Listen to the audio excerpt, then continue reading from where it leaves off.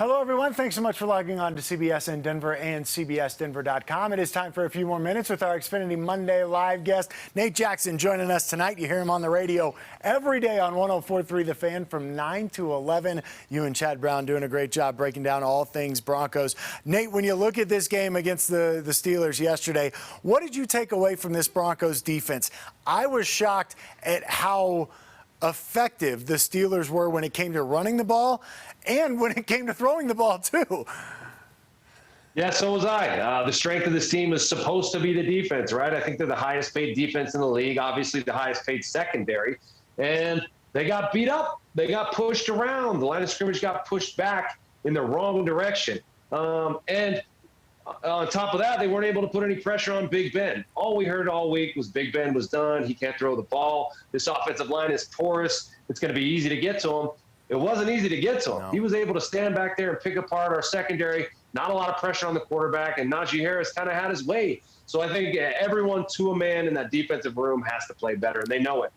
Are we using injuries too much as a crutch for this team right now, or is that a realistic part of where they are and really a reason why we have seen them struggle over the last 2 weeks?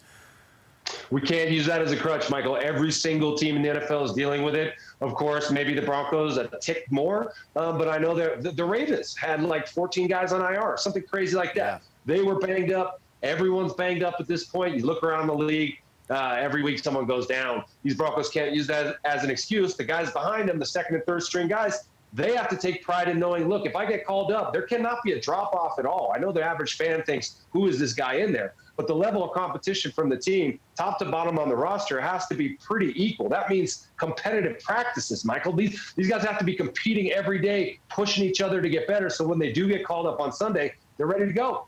Nate, when you look at the AFC West, the standings are kind of upside down right now is the way I describe them, with the Chiefs, who have been on the top for so long, actually at the bottom through 5 weeks here. What do you make of this Kansas City team coming off a Super Bowl win 2 years ago, a Super Bowl loss last year, and now a really, really slow start out of the gates here in 2021?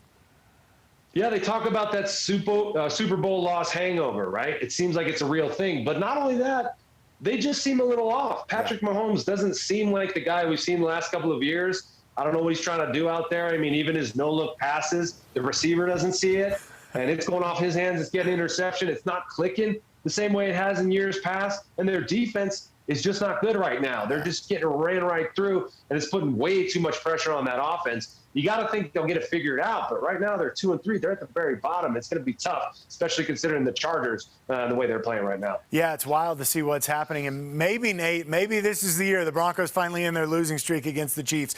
Or are you confident that given what's gone on in Kansas City and given the reputation that those guys have, they'll be able to turn it around here before the season's over?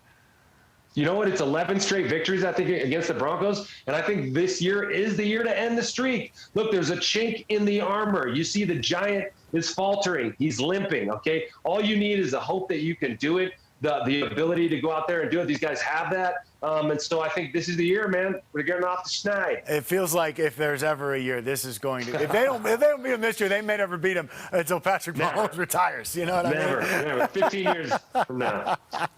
Hey, Nate, this was a lot of fun. Thanks so much for hanging out with us. And like I said earlier, man, I enjoy you and Chad Brown every day on the radio. 9 to 11 on 104.3 The Fan. Make sure you tune in. Nate, we'll talk to you soon. Thanks, Michael. Appreciate you, man. Hey, that's going to do it for us. Thank you for logging on to CBSDenver.com and CBS in Denver.